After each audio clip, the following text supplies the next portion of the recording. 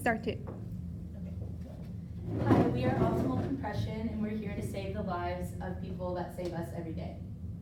I'm Emma. I'm Lexi. I'm Hannah. I'm Ellie. And I'm Annie. So for our case study, we saw that we had to develop a merchandising plan for a new cotton performance sock line, featuring a cotton performance technology with a combination of other features. We saw that this product had to be 100% cotton, or it could be a minimum of 60% cotton blended with other fibers. Getting started, we wanted to look at healthcare professionals because we believe this is a target market that is very looked over. So our product is a compression sock line composed of 60 to 70% cotton, and then the remaining fiber content is going to be nylon and spandex. So our primary target market is going to be nurses that are female. Her average yearly income is about $68,000, which is the national income average for nurses. She's 40 years old and she works full-time, and she's on her feet at least a third of the time that she's working. We've also identified a secondary target market of other healthcare professionals and travelers. We then wanted to develop a survey to gain further consumer research. We did this on WSU Qualtrics and then dispersed it through personal contacts and social media. We were able to receive 12 responses. Our survey results concluded with 50% of the people were within a nursing occupation, 92% identified as female, which matched the national average of 91% of nurses being female. 34 years old was the average age. 83% do not currently use compression socks. However, 58% said yes, they were interested in a compression sock with a fiber composition of cotton, nylon, and spandex. 42% said maybe, and there was no negative feedback for the fiber composition. Then continuing on with our survey results, we wanted to test the interest in cotton incorporated technologies and other options being incorporated within our sock. These were trans dry, storm cotton, wicking windows, Aegeon active, male and female foot options, numeric size options, height choices, narrow and wide options for the foot and calf areas. We then asked them to choose their top 3 specialty options that they would want to include within their cotton compression sock. The top 3 chosen were trans dry, wicking windows, and numeric size options. We then wanted to test their willingness to spend on a compression sock that incorporated their top 3 choices. We were able to develop that their average price that they would be willing to spend is $25.30 for one pair. We then wanted to test what their willingness to spend on a compression sock that included all of the above options, and that averaged at $32.22 for one pair. So our price is going to be $28.76. Like stated in the previous slide, we found this by averaging between the top 3 price options and the full specialty price option. There are no specialty compression socks like ours, so we do not have competitor prices.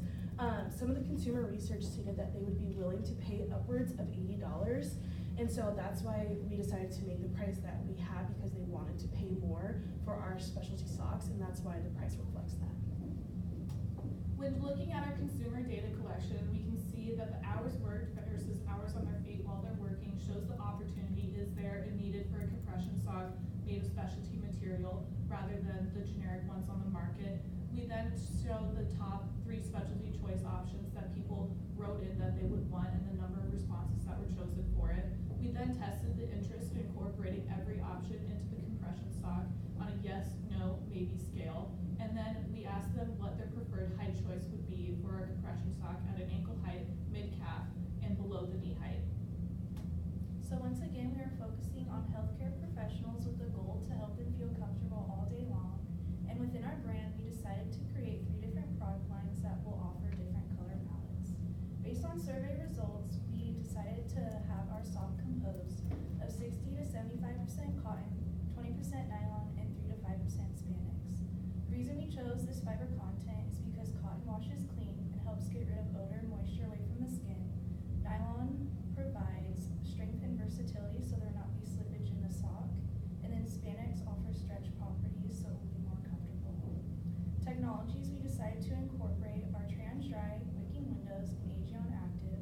And 100% of our participants were also really interested in numeric sizing rather than having like small, medium, and large. This way is more fitting for the wear.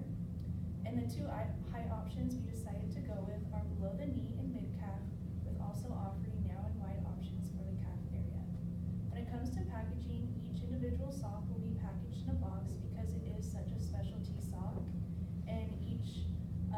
box will have different graphics according to the product line. So for our product line, we have Essential Compression. This one is gonna be targeted towards our nurses, our primary market. This color palette's gonna be very funky and fun, childish, to match the scrubs that they wear every day. MediSock is towards our doctors. Color palette's very neutral and professional. Doctors are in and out of the office and scrubbing in, so we wanna give them a palette that they can wear throughout the day. And then Airwalk will be targeted towards our travelers. This color palette's very trendy, pastel colors to brighten up their outfits when they're out and about walking wherever they are. So here's our logo for Essential Compression. Here's our inspiration and our mood board that we got, resulting to this color palette, again matching their scrubs. Here's MediSock logo. Here's our neutral mood board, very professional, clean cut. And then here's our neutral color palette as well. Finally, Airwalk for our travelers. As you can see, very trendy, on the go. And then our bright color palette for them for their trendy outfits. So for our distribution, we decided to not have our own personal store, but rather distribute to box stores like CVS, Walgreens, and Skechers. We also decided that we wanted to do online retailers like Amazon and Dansko. Dansko and Skechers actually already sell nursing products, so we thought that adding our specialty stock would be very beneficial because nurses are essentially, and same with doctors, are always on the go. So we thought it'd be very beneficial to create a one-stop shop. We also think it'd be very helpful to also sell within hospitals, again, to make it easier for our consumer. So for our SWOT analysis, we are the only specialty compression sock line on the market. With that, it reduces discomfort, swelling, and varicose veins, and adds pressure to the lower part of the leg, which is great. And for our weaknesses, it is thighs that you do not wear at night due to the high pressure. With that comes opportunity, since our surveys and our data indicated our specialty sock compression data. It provides consumers with each individualized product. With that comes our threats: affordable compression, Bright Life Go, Crazy Compression, and Zappos. As you can see, each threat has their own price point as well as design.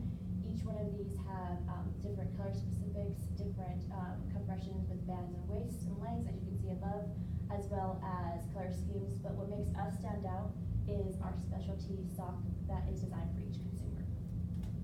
We will be mainly promoting our product through digital marketing channels. First, we will use our brand website because this allows easy access and it will be able to showcase our product lines.